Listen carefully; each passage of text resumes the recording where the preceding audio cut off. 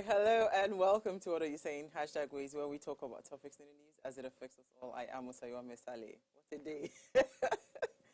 Hi, Jennifer. Hi. Hi. So what's up? Hi, Chinelo. We're alive. We alive. Hey, Jehovah. That matters. Today no be here. Never we test you. If the National Assembly can go without power, who are we? Hey, it's just going to be a lot of drippings today. We bless God. We bless God. In all, we give thanks. Oh my God, today has been a very long day. It's been back-to-back conflict resolution. It's not been an easy day. And just to try to wrap up my day, now enter generator matter. It is well. But how have you been? How have you been? I'm well, I'm fine. I've had a very, I think from like 12 a.m. I've slept maybe just 2 hours because, I was in Abuja. I just came from Abuja this morning. I've been in Abuja since Monday. And, I had a very 7 o'clock flight from the airport straight to, I had things to do in Ikoyi. I had a report to do. I had to go to church.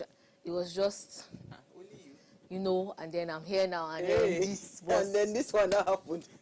We thank God. Maybe it's you they follow. Hey, it's not me, it's not me. Because we've been having it very smooth until God, please. Jennifer, how are you? I'm okay. I'm grateful for the week. Like, it's almost ending, right? And today I went out for like a physical demo with a client that we're trying to win, and the devil wanted to show himself, but we had to let the devil know that it's come. Our God is bigger than him.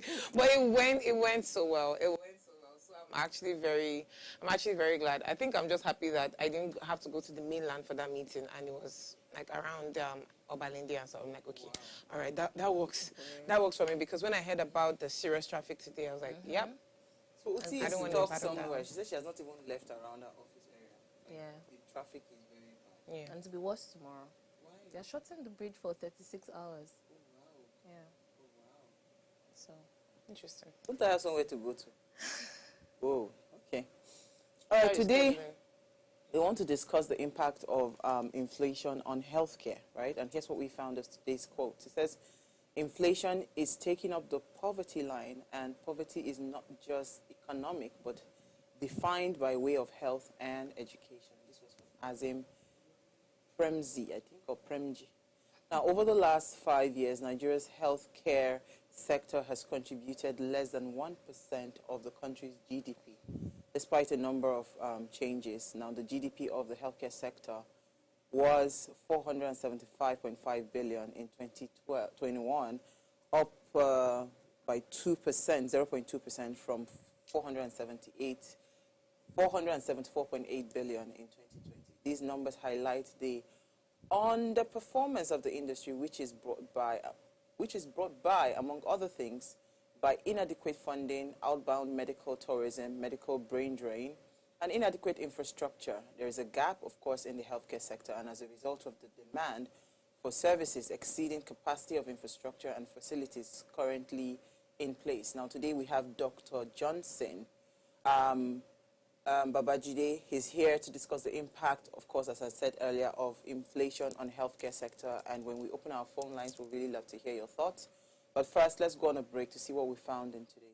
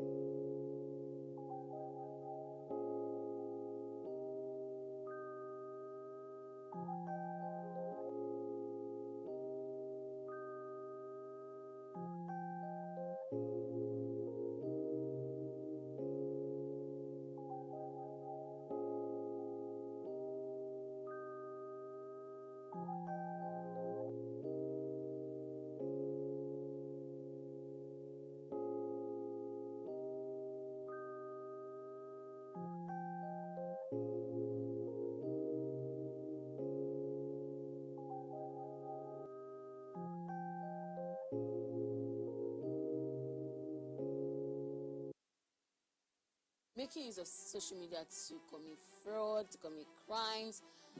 The one I have the major problem with is not even the crime and the fraud. I mean, those things happen, right? Even without social media, it happens. But you see, cyberbullying.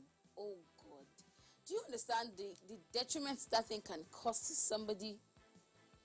Do you understand how bad? And the painful part of it is a lot of times they don't just mean this thing. They don't say it off one time and it's off their head. But you don't understand the gravity of pain and emotion you're causing the person you just believe. He's going to deal with it for life. I'm waiting and looking at the day where we can use social media to make Nigeria. I'm so interested in this Nigeria becoming, getting to that point of global standard where we would actually have $1 to a naira.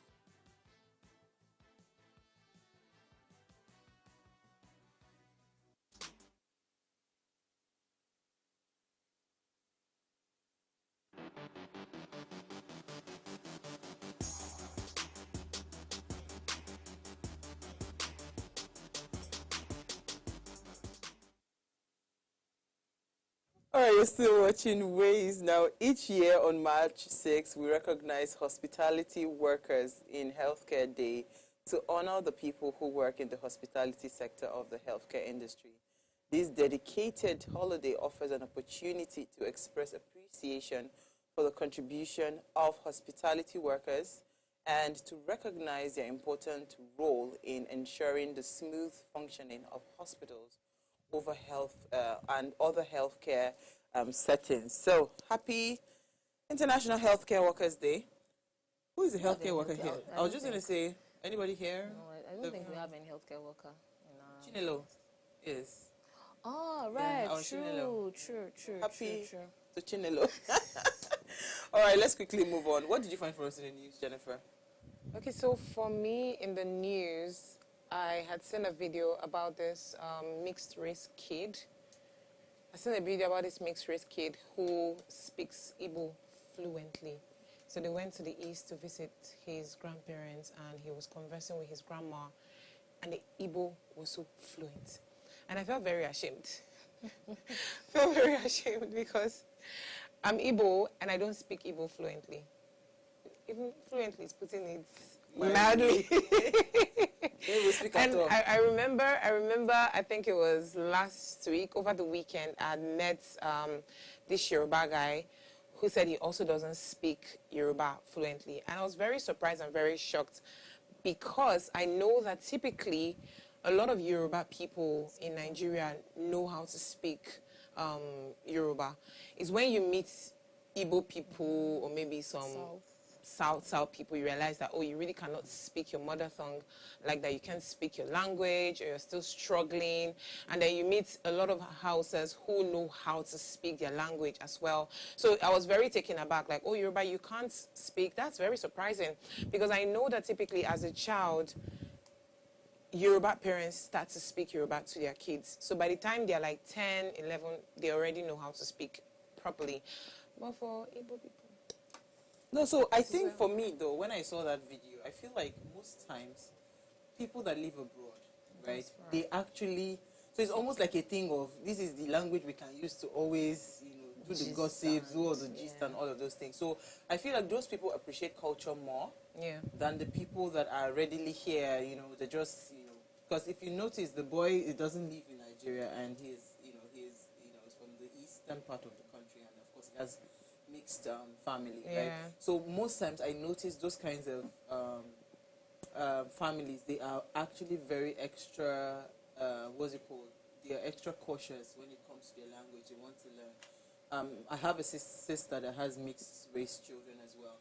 Even they themselves, they actually lost their French at some point. So the father had to hire, or she had to hire a French teacher that takes them classes every Saturday. So that, because they are currently in the US, so she doesn't want them to lose the language. So, I mean, people that are, like, they live abroad, especially from their home countries and all of that, they pay extra attention to language. I think another My son feels very sad right now because he has a lecturer that is Hausa. And he was just saying, Mommy, see, now, teach me the Hausa language. I said, don't worry, you will learn. What do you think? What you going to say? Yeah, I think that his mom is German or something, but she also speaks Igbo very well. Fluently, She's yeah. a popular influencer. Oh, okay, she's the one on Twitter. So, yes, so she speaks Igbo very well. So I'm not surprised that the kids picked up the language. It's the father that is Nigerian. Okay, cool. That's Okay, so what did you find for us in the news today? Okay, heartbreaking. Our normal Nigerian economy. 767 manufacturing companies shut down in Nigeria. 350 billion naira worth of goods unsold in 2023. My goodness. The Manufacturing Association of Nigeria has reported a concerning trend within the industry, revealing that about 767 companies shut down operations and about 335 of them also experienced distress last year. These adversities have taken a toll on the manufacturing sector, and of course, significantly, it has impacted its performance and sustainability. And when I saw this, I was just like, oh my God, not again. It just feels like every day it gets worse, to say the least. Because how do we wake up to this kind of news now this evening? And imagine what this means for our GDP. 350 billion naira goods unsold in 2023. It's like, which way, Nigeria? Where are we going? What is going on? The other day, what was it yesterday or so, I was having a conversation with someone. We were talking about how all these organizations have even left the country. What does that mean for us? What exactly do we need to do to be able to curb or solve all these problems? The manufacturing industry is actually one big industry that we take for granted in this country, because it is, even though we say, oh, we don't make a lot of things for ourselves, we actually bag, or let's say package, a lot of things in Nigeria, right? So this, and of course we have a lot of things to blame. Power, number one. Cost of running an organization. Okay. Which is even related to what we are facing right now, right? It's a very big problem, and it just feels like every day we're talking about the same thing. It's beginning to feel like we're flogging a dead horse, but God help Speaking us. about flogging a dead horse, NAFDAC had come out to say that they were banning sachet alcohol beverages, right? And small bottles, those 200 milliliters, right? But the report says the sachet alcohol sales continues at packs, especially after the directive from the NAFDAC boss that said that they had to be discontinued. And this was over a month ago that the ban came up, and yet you still see the sachet beverages. So the NAFDAC, that's the National Agency for Food and Drug Administration, said they will start to enforce. They've commenced enforcement of the ban on the importation, manufacture, distribution, and sale of these kinds of beverages, right? So the ones in sachet, PET, glass bottles of that's 200 ml size. So the Director General, Professor Mojisola Adeye, at the press briefing in Abuja today said that as of January 31st, 2024, there was no alcohol beverages in the category that were registered by the agency. So meaning that anything that you're taking right now is contraband. So they will start the enforcement to ensure that people comply and we discontinue those beverages. You don't see them on the streets anymore. I don't know how this is going to be feasible, right? Because the practicality of this thing, right, it's not you and I that are taking it. You see all those Agbero buses that are waking up around 5 a.m., 4 a.m., that don't go to bed until like 2 a.m. because they are working around the clock. Most of them actually take these, these beverages, right? So I don't know how it's going to be feasible, like saying, okay, you want to stop it. I don't know. But that is that for NAFDAC. We'll take a break now. When we come back, we'll come to our conversation around healthcare sector and the impact inflation has had on it. Stay with us. We'll be right back.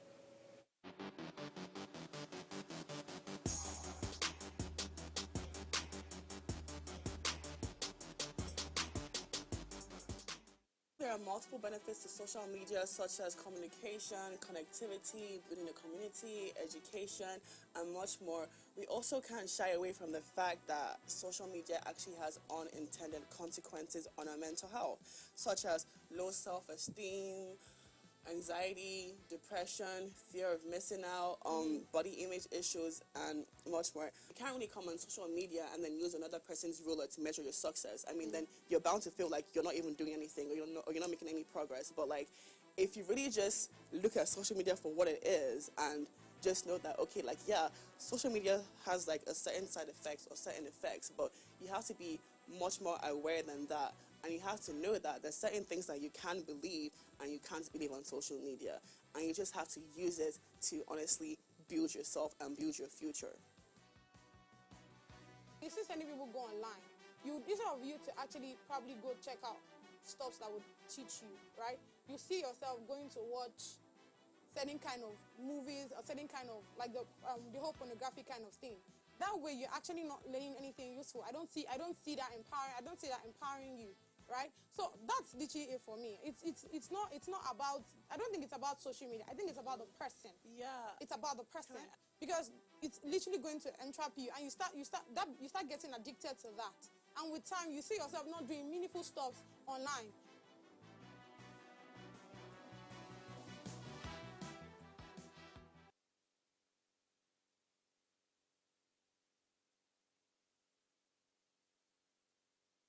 The skirt is not skirting if it's not as short as a belt.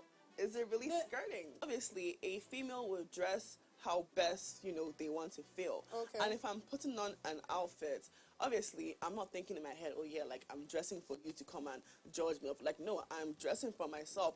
I'm wearing what I know I'm going to feel good in, look good in, and act good in. It shouldn't be a case of, oh, because I'm dressing in some type of way that it gives you the audacity or the rights to even approach me or have such thoughts in your head. I mean, do you even know me?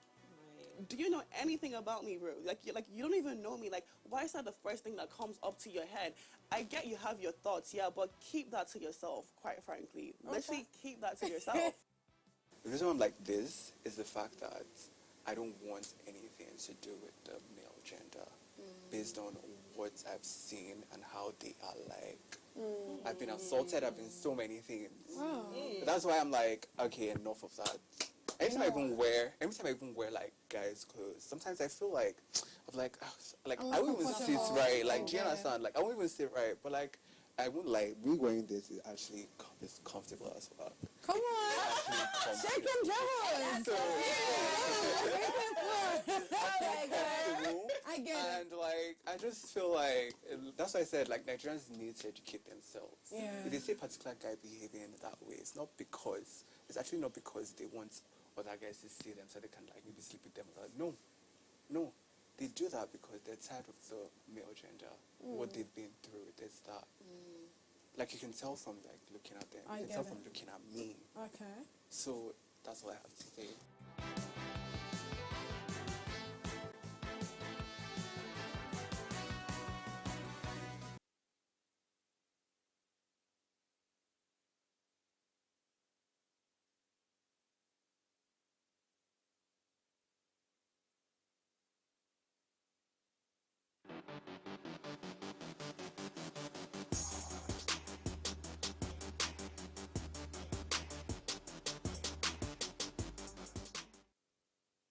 Now, according to data from the Nigerian Bureau of Statistics, Nigeria experienced an inflation rate of over 15% in 2023, which is significantly higher than the global average.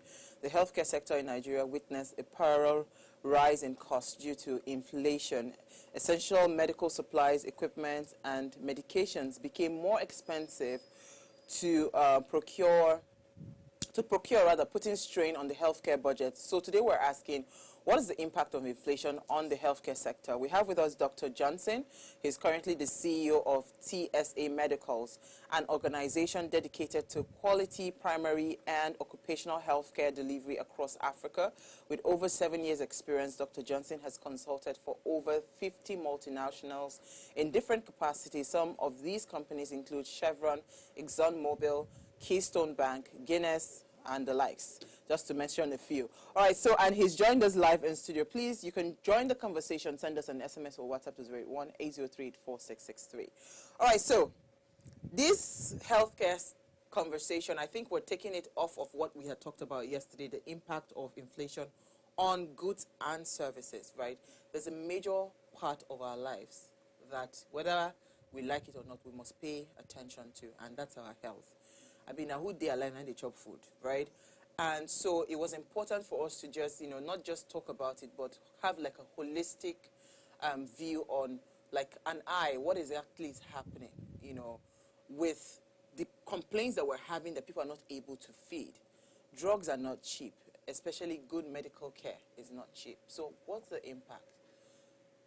So I don't even know the word to use because there are two ends to this. There's the effect on the healthcare workers or people that are in the business of healthcare themselves. And then that impact now trickles down to the individuals that want to access this care. All right, so example. So let's break it down. You said the healthcare workers, the people delivering the services, then there's a value chain, right? Insurance as well. Exactly. All right, then, okay, go ahead. Okay, so let me start from the people that run the healthcare businesses, the private clinicians, the private hospitals, for example. So the cost of diesel, for example, has skyrocketed years ago, over 1,000 naira.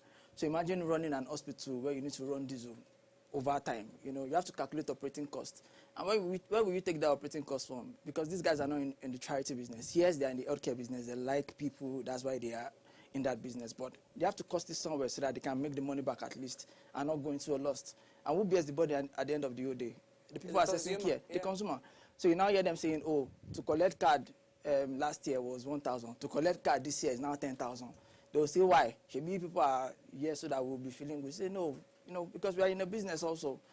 That now trickles down to the doctors that are even within the hospital, which is case in point. All right, these guys are collecting the same salary because the business is not making money. And the cost of banana, plantain, and electricity out there is crazy. All right, so you say you're paying me 100,000 naira last year, you have to increase it. And the business person says, I can't raise it up because I'm not even making enough money. And then what you now get is that individual saying, okay, instead of me to stay in this country and die of hunger, let me just write my exams and pack my load and go abroad. And then it's an evil cascade, like I like to call it. It's a ripple which goes round and round and round if you don't do anything about it on time. And the sad part is they're not doing anything about it. And like I've always said, especially the healthcare workers part, in the next 5 to 10 years, the only doctors that will be left in this country will be either Dr. Sid and small doctor. Wow. Only the two of them. Because over... Is it that bad? It's really bad. Over 80% of my classmates from med school are in the UK. There was a class that took a picture from years ago in my medical school. Every single person in that class was in that picture. And it was in the UK. It's not Nigeria, it's from UK. All right, so people are literally running for their life. It's no longer... let's say it goes on patriotic. Even the patriotic ones are not even tired. That even this patriotism, where is it taking me to? Because it's just ripples and ripples and ripples. And so it's really, really bad. And all this is still just bringing it down to economics. Exactly. Basic microeconomics. That's honestly my take is it's not rocket science to fix. It might be challenging to do, but it's not rocket science. It's doable. But I just think, don't let me go into it because when we start... Okay, so we are going to go into it because that's my next question to you actually. So are there any successful initiatives that other countries have implemented that you think can also be implemented in Nigeria? Yeah. Okay. So a whole lot. So the way it works in organized countries is who care about healthcare is when stuff like this happen, they call all the healthcare guys and say, okay, what's happening? Cash issue, let's inject cash in form of either loan financing. This is the government talking now, not even private sector. In form of loan injection or just give you a fee and you guys are not returning back so that you guys can at least, run your businesses. People get access to your care and then you guys are not losing and you're not taking the brunt on them. That is the simplest and easiest thing to do. But when the budget of healthcare is about 5% of the total budget, it shows how much priority the government is placing on this particular sector. A lot of initiatives, you can call all the private guys together and then get them access to quality equipment that they need to function, get them electricity for free. A whole lot of things that they can be done, but it boils down to subsidizing some of these things for them and giving them access to cash flow because the real issue, like we said, microeconomics, is cash flow. They are not getting enough cash flow, so they have to, build that fee somewhere so that cash flow can come in. All right, so I think the government needs to wake up. And that's what happened with the like of Tesla in the UK. When they were saying electric vehicles, let's push because of climate change. What the US government did when Elon Musk was running out of cash is they called him and said, okay, want you to invest in this sector because we are passionate about climate change. How much do you need? And they gave him millions, hundreds of millions of dollars to run and build his factory and build the cars. Well, yes, it's simple, something that can be, done and initiated. So bringing it home, I mean, concerning inflation, are there disparities in how inflation has impacted different segments of the healthcare sector, such as maybe the primary care or specialized services? Yeah, I think it's everybody's feeling the grunt of it, but I think the people feeling it more will be the supply chain end of healthcare. So the people bringing in the consumables, the medications, that now trickles down to the community pharmacies. All right. If you know the price, if you hear the price of augmentin in the market now, it's something the fear of the Lord will catch you. Are you serious? Yeah. So so antihypertensive is supposed to be some of the cheapest drug in the world because they subsidize it as much as so that everybody has access to it. If I tell you how much a client of mine bought antihypertensives today, you will shake and say, God, I don't want to... Shake me. Tell me how much. Because, well, I keep on saying to God, to people that care to listen, that if I had the kind of faith I had for my health, for money, I would have been a billionaire. Yeah. Because for some strange reason, God just understands that this girl cannot stay in the hospital and I cannot have any health condition, I cannot have any pre-existing. So the kind of faith I used to hold my health, that faith, if I had the same faith, I would have been a very strong billionaire by now because that's how strong my faith is. So I really don't have... So someone like me, I'm actually oblivious when it comes to issues around the cost of... So help me, because I'm sure there are many people like me. Yeah. Help us break it down. How much was the augmentin before? How much is it now? How much was the hypertensive drugs before? How much is it now? So that people understand. And tell me the frequency to which people need to take this kind of drug. So for instance, hypertension, right? Yeah. How, and is it covered by insurance? Things like that. So we break it down and people now understand the impact it's having on the pockets of human beings. Yeah, so early last year, augmentin was retailing for about 5,000, if my brains are not failing, depending on what branch you're getting. Yeah. As of a couple of months ago, it was doing about 35 grand over the counter. Yeah. That's over 10,000% increase, if my maths is not failing me. Same thing with antihypertensive that we're doing 500 naira to about 1,000 before. Now, before you get some quality ones, you do as high as 5,000. That's about 1,000. And, to manage hypertension effectively, you have to use at least 2 or more drugs to manage it.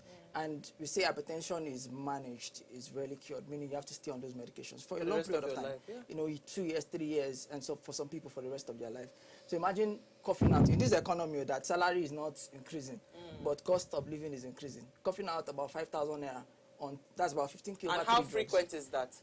At least twice in a day, depending on how bad it is. Sometimes you can use it once a day, twice, depending on how bad your the hypertensive crisis or the hypertension is. So imagine doing that for month in, month out. Which account do you write that into? As well. You know what? Let's go on a very short break, right? When we come back from that break, we'll continue the conversation. Stay with us. We'll be right back.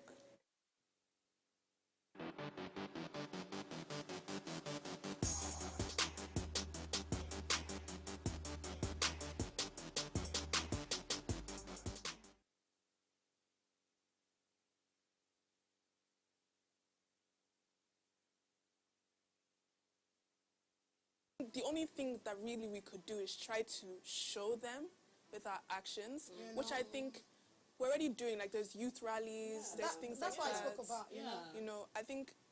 I feel like we're already doing as much as we can. The people at the top need to care enough about nurturing the next generation to push them through into these positions for it to go anywhere. Taking care of the people who have no one to take care of them should be my #1 responsibility.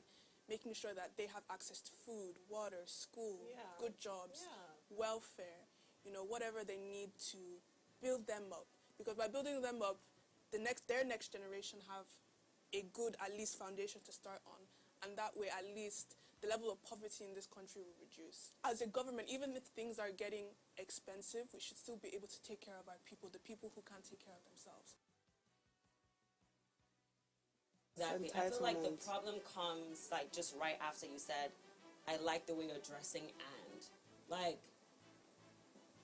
you don't need to put that and when you're talking to me. I know that I look good, but it's you could stop I like the way you're dressing, period. Why do you have to take it to now you feel like, hey, I can say this to you and you don't want me to feel offended. Like, as you just said, everyone has a right to their opinion, great.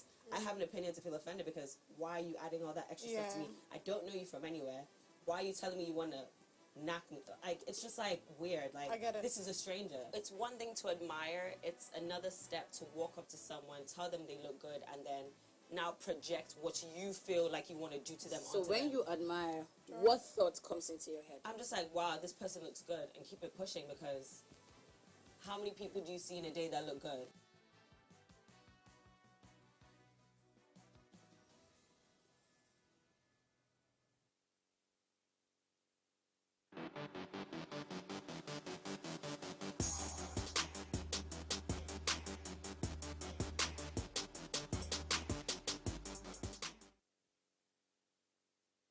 For staying with us. If you just tuned in, we're having a conversation around the impact of inflation on the healthcare sector, and we have with us Dr. Johnson. Now, remember, you can join this conversation. Send us an SMS or WhatsApp to 081-803-4663. You can also send us an SMS or WhatsApp to call us rather on 070-2500-7749. So, I mean, before we went on a break, right? We were talking about managing hypertension and the frequency at which the drug. So does it mean that, you know, in a month, right, the kind of what's it called, spend on such drugs would go in the range of how much, between 20 to let's say 30,000 in a month, or how much? Yeah, roughly that, depending on like I said, how bad the readings are and how frequent you're supposed to take it. So usually about 20 in a card. If you're supposed to use twice a day, that's about 10 days, you're all done with it. Yeah, and there are 31 days in a month. That's 3 times 5K, 5K, 15K. If you're now using 3-4 medications, you know, 15K times 3, that's over 45,000 if my maths is not failing me, in a month. And what's the minimum wage? Minimum wage is 30. And for someone to have hypertension, what's it called? Money is part of the problem giving hypertension. So it's like I say, it's an evil cascade that just goes round and round. This one touches this one, and then it just explodes this one, and it goes round and round that way.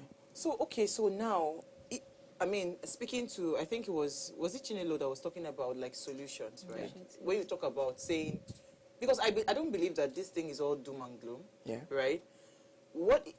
Are there any kinds of, like, loopholes that we can say, okay, this is where we can pull out a solution from?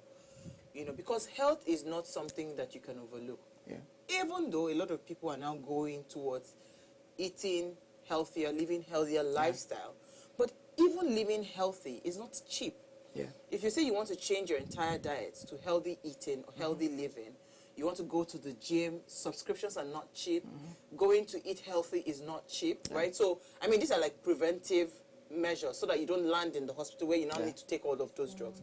All those things are not cheap either, right? So how do we find, you know, succor in the fact that these drugs will continue to go high, the services will continue to go high, the healthcare workers will continue to need, increased salaries and all of those things. How do we find a balance around So this brings me to a joke that people share a lot, that they say, oh, I had mental health issues, and they say I should go and see a psychologist or a therapist. And then I go to the therapist billed me 200,000 naira. And I said, even my mental health issues is not. I saw the problem. Why am I now paying 200,000? I'll just pack my load and go, you know. But again, no economy or no country has been brought out of economic crisis by the public sector. All right, no country has been really built by the. If you look at the USA, the UK, it is the guys in the private sector, the J.D. Rockefellers, the Andrew Carnegies, the Vanderbilts. They were the ones that literally built America from up down. The role of the government is enablement, and which is where they're getting it wrong. All right, so enable these private guys to work and do, and that's why. Let me just say it here. Some of the policies that they brought up, personally, I have skepticism about it, because, you know, the ripple of it, if you look at the microeconomics of it over a period of time, yes, on paper, some of my friends will say the economics of Nigeria is not textbook. Textbook cannot solve it. It's beyond textbook. You know, but like I said, one is enable the private sector guys, which is very, very important. The government should start bringing up initiative that enables the private healthcare people. They are not even thinking about them at all, which is really bad. Because like you said, if you don't have health, you cannot enjoy life, you cannot spend money. Two is, I think, at the individual level, you should invest in basic preventive health care strategies within your own space. Please, because like I tell people, don't fall sick in this time and season, because the bill you pay one, and you might not even get a doctor to see you because people are running away. All right, so preventive health care and in your family by yourself is something you need to practice. Eat healthy, and again, eating healthy doesn't have to be expensive per se. You know, so dietitian will tell you 50, 25, 25 when you want to eat. So 50% of your food should be vegetables. It's not big. Give me big eba. Give me 15 minutes. Now give me small ugu and efo. It doesn't work like that. Big ugu, big efo, small eba, and then maybe 1 meat. Scaly fish are actually very healthy to the croaker that they said it. Even though all those things are also expensive now. But at least Uti said we should give sardine fish, Titus. We should give it the honor it deserves. She said because by the time she called market yesterday, they said Titus fish is now 90,000. He said no, you can't call it Titus anymore. You have to call it mackerel. You have to call it mackerel because I don't understand when I started buying Titus fish. Titus that used to be For 90K. So please, let's give it the name that it deserves, right? Let's give it the name that it deserves. But I mean, coming back to, because I wanted Jennifer to come in here, coming back to the fact that where we are right now, I've seen a lot of private sectors, private investors rather, come into the healthcare sector. I don't want to mention names, but if you check the top 10 hospitals right now in Nigeria, right, and there's this influx of foreign direct investment in the healthcare sector in Nigeria. So there are hospitals just around us here in Lekki. There are some in Abuja. There are some in Ikeja. And most of those hospitals, you will know that these are like direct investments, right? So the problem I've always had with these hospitals is what's the word now? The cost. It's not cheap. So even if the government like create policies, how do we bring down the cost? So I was reading something. I did a short course with Harvard online. And part of the case study I had to study was healthcare in India, right? And you know the population of India. You know that India is one of the leading, innovators when it comes to healthcare sector. They were intentional about it based on their population. And part of what the doctor kept on saying is not just about healthcare. It's ensuring that the healthcare comes at zero cost. In fact, there are some kind of health services that you would get. It will be free, safe. Do you understand? You're not even paying a dime. How they were able to do it, there's a structure, there's a model. They have a medical city in India, right? And they now go to other parts of the world to say, okay, let's have a negotiation. Give us your latest innovations, give us your latest technology and all of that. And let us, find a way to bring some of these revenues. I mean, they have a balanced structure. If we wanted to adopt something similar, or we wanted to bring healthcare cheap, because I'm not about just having healthcare. It is also making sure that the healthcare is affordable. Because if it is expensive and these guys cannot afford it, of what benefit is it to us? So how do we strike that balance? So I think the way to go is to focus on primary health care, because really and truly, 80% of the guys that go to the general hospital, that go to the specialist hospital, are primary health care cases. So in countries that work like India that you mentioned, you don't go to a specialist or a third level hospital, tertiary hospital, for malaria, for cough and catarrh. But you see people coming to lawsuits and they are saying that, it's because I have got. And then they lead to the burden of individuals in healthcare, and then they wear out the doctors. So I think the way to go is government, one, should invest in primary health care. And I think Lagos State government is doing quite a stellar work within that space, because a couple of months ago they broke down the healthcare districts and then made it more autonomous and more accessible to people. And those guys are doing amazing work. I think more areas should adopt this policy, one. And then two is the government should intentionally invest in hospitals that are involved in primary health care. Those are the private guys now. And then, help them, let them invest, and then monitor and say, okay, we are giving you this 10 million naira for XYZ, make sure that people access blah, blah, blah. And then they go there and audit and make sure that people are not playing games and all those things. Because it's one thing to put down policies, it's one thing to ensure compliance. There are two different things, two different processes. All right, so supporting, bringing inflow of cash and all those things, but also ensure, because we are Nigerians, people can be sometimes shady, ensure that compliance are being met. And then from there, you learn, you study what you've done, and then you iterate and then do more things and see how things will work better. So, yeah. All right, so let's go on a very short break. When we come back from that break, we will continue. Stay with us.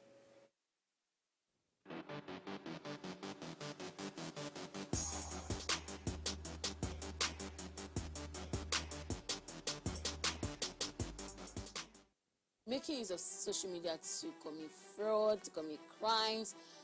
The one I have the major problem with is not when the crime and the fraud. I mean, those things happen, right? Even without social media, it happens. But you see cyberbullying. Oh, God.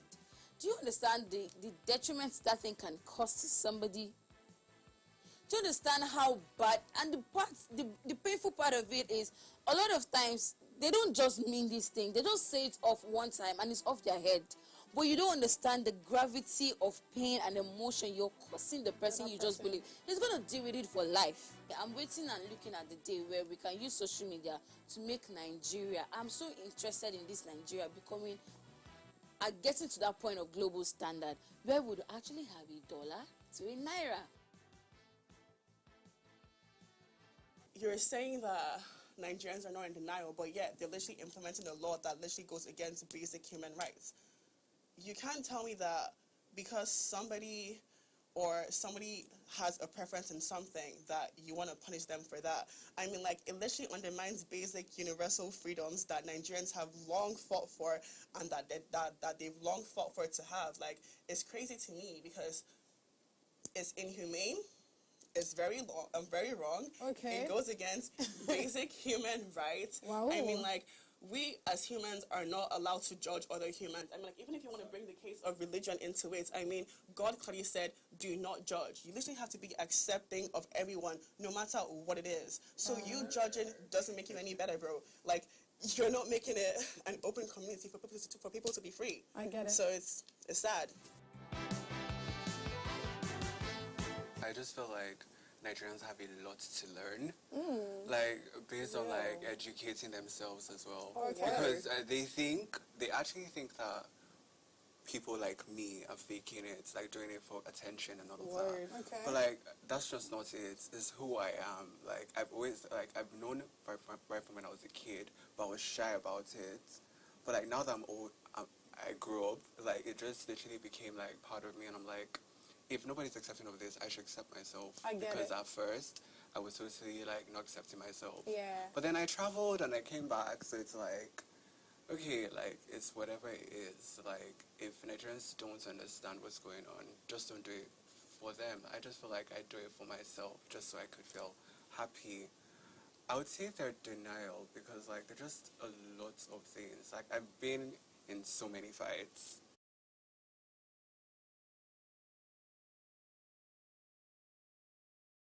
I just like, like it's just a lot to take in because like you're doing your thing, like, and all of a sudden one person's attacking you. Like anywhere I go, I get attacked.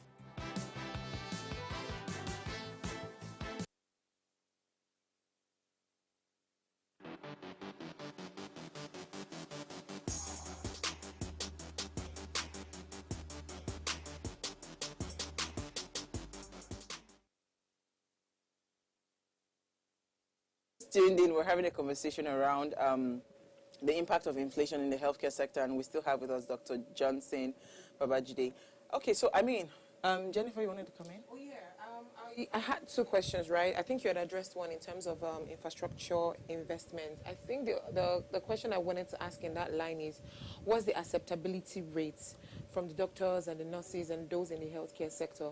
I mean, we know the government has a role to play, and sometimes they delay some of these infrastructure building, right? But then what about the doctors? How are they accepting these new developments, right? How is that working? How is that looking like? They're accepting it very beautifully because, again, most Nigerian doctors, and this is the honest truth, at least the ones that I know, and I know quite a couple of them, really and truly want to do some good. They really want to help and, show care, show love.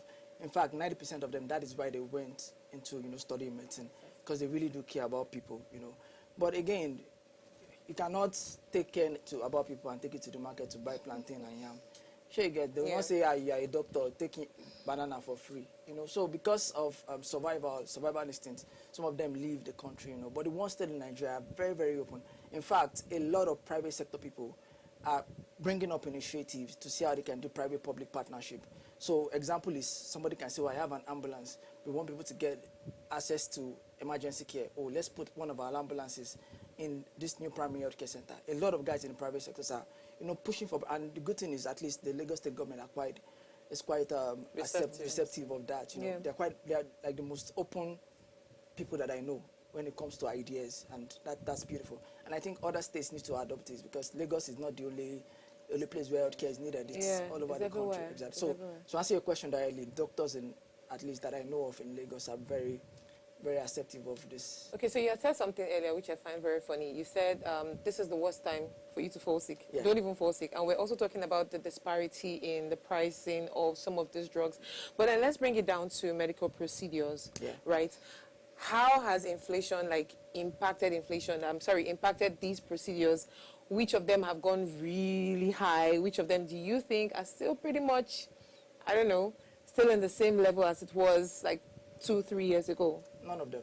Everything has gone, because the way it works, procedures are not just the works of your hands. You need to get consumables, you need to get IV fluids, you need to get the cotton wool, you need to get equipment that you need to use. Some of these equipments are not readily available, especially in neurosurgery procedures. Some of these equipments are not just there. You need to go and rent them somewhere, buy them somewhere, import them from outside the country. Importing means dollar. Dollar means high price. Dollar today, I don't want to tell you what dollar was doing today. It was crazy, So that will affect costs. So, like I said, doctors in Lagos that I know are open to waiving their fee for some procedures. Okay, I'm not going to cost in my fee into what I'm doing for you. But the cost of the equipment itself is mind-blowing. So it's literally every single one of them. I don't think there's any procedure that is still the same price as it was a couple of months or years ago, because everything is up. Inflation. Jenny, you're asking that question. We're just having a conversation. This is not even about what would I call it now? I mean, it's still health. It's still health, right? We're talking about skincare and how skincare procedure prices have just, skyrocketed. And she was telling me about, we used to do facials for how much before? And now 30, it's like 35. Now we were even seeing 80,000 naira. And what's going on? What's happening? Not just procedures, the skincare products. The one and that the rub cream again. People of God. Hold on, don't call me. Don't call. Let me explain. Go to the market, buy ori, buy coconut, raw coconuts. You don't even need to buy the oil. When you get to your house, break the coconut and make your oil. Both have sensitive skin now. Your skin cannot be as sensitive as mine. No, it's so bad, because 2 weeks ago I had asked for the price of a moisturizer that I wanted to start using, because my friend was using it. So she told me 10,000. I was like, oh, awesome. So I went to my vendor. I said, okay, please, I want this. She told me, 16. I went back to my friend. I said, but you told me 10K. Now, where did you buy from? She told me to go and check a particular website. I went to the website and it was 16. I said, okay, let me just wait a bit. When a base salary, as the last 6 was 24,000. She now asked me, are you still going to buy? I said, no, I'm good. I think it's an advice now when they tell you price of things, just buy it Don't now. buy it. Buy it now. You Don't can't wait. wait till tomorrow. Oh no, it's so bad. It's so bad. It's affecting everything. I don't think there is anything you want to get right now, or any services or products that you need right now that hasn't gone up. Yeah. Like, inflation has affected everything, and people are suffering. It's crazy. It is well. So, in wrapping up the conversation, right, if you had one thing to say to, because the truth is, for us to be able to, there has to be a collaborative partnership for us to be able to get healthcare to the people that truly need it. Yeah. What would be your counsel, and who would you be addressing that counsel to? I think the government, and then also the guys in the private sector. So I think the council will be, one, leverage tech to get people access to primary health care, because things are evolving around the world. Remote health care, telemedicine, a lot of things that you can walk around. So I think the government should adopt that. I think the fact that they still use food as for some of these things, it's backdated. And it's people having to come to the hospital for cough and catarrh. They don't do it again anywhere else. Just call your doctor, dial them on a platform, and they give you primary care, go and buy what you need to buy. Waiting you they talk like this. Not be person where gets data. Go telenet. There's that. I know understand. There's that actually. But again, for remote areas, you can actually leverage short codes, USSD. People do it outside the country. Short codes, that something hash. And then it gives you a prompt. What do you want? You answer 0. It gives you. And then you get access to your care. Let's take a WhatsApp message. Chinelo. Okay. This one says, good evening, my dear beautiful sisters of what I say in #Ways. This is a very serious and important topic. When we look at the healthcare sector, we need to ask ourselves, are we really moving forward in Nigeria? A poor man cannot afford to be sick because he cannot afford to buy drugs. You beautiful ladies made mention of the rising price of augmentin. Sister Awa made a very important point. She said that to live well, you need to eat well, and your health has to be well. Finally, you beautiful ladies are back. We have missed you. I have missed you a lot, Daniel Ilo. Oh, we missed you too. too. We are back. Oh, you never wanted to try us this night. You cannot catch us. Okay, USSD codes and all of those things. But the point I'm trying to draw at is, for basic things, like we've not seen some level of seriousness, right? I think it takes a heart for people to understand that health, is important, and healthcare needs to be really looked into. Because if we had the heart, even it will reflect in the kind of budget that we push towards not just healthcare, education, right?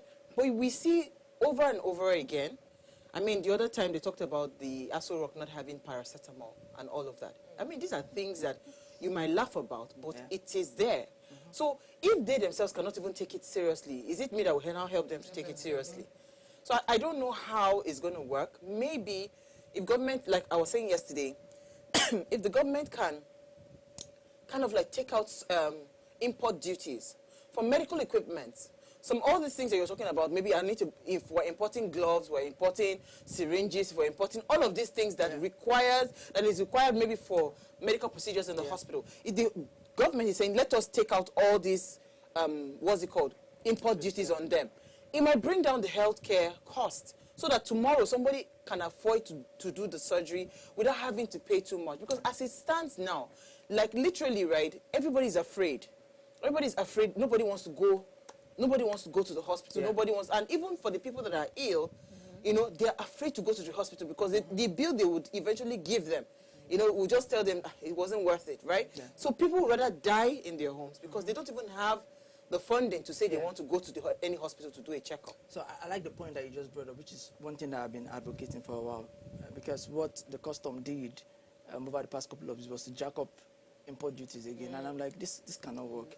All right, because really and truly, the price of these things from some of these countries coming to Nigeria are not that expensive. They're quite cheap. What jacks the price up is the import duty. It's crazy. Cars, for example, you can buy cars for as low as XYZ, and then the import duty will be like ×5 of the money before you even clear the goods out of the port. For medications also, it's crazy. So policies, put those policies in place to ensure that those fees are waived out, and that the speed of getting these things out of, the port is faster. 2 is local content. I don't like the fact that I don't think it's smart that we don't have enough pharmaceutical industries in Nigeria. We have some of them, but we don't have enough, to produce some of these things in-house. And that's what countries like China did, that liberated them. They digged in and then they produce everything by themselves, and they're doing good. And even some of these things, when we produce, we can export to neighboring countries and earn FX from them. So a lot of ways to work. Like I said, it's not rocket science. It's just basic microeconomics. And willpower. And willpower, exactly. And then a kind heart, like you said, And I think that's really, really key. We need somebody with a kind heart that knows what people feel. My thought is, some of these people out there don't even understand what you're feeling. They don't get it. They hear it, but they don't understand. They can't relate. So we need somebody with it's called empathy, that empathizes. Empathetic leadership. Exactly, with people. Yeah. On that note, I think that's a beautiful way to wrap up the conversation. Thank you so much, Dr. Johnson Babajide. And thank you, Jennifer. Thank you, Today has been an interesting day. Now, if you missed our quote for today, here it is again. Inflation is taking up the poverty line, and poverty is not just economic, but defined by the way of health and education. We'll see you guys tomorrow at 8 p.m. as we bring another great conversation to your screen. Enjoy.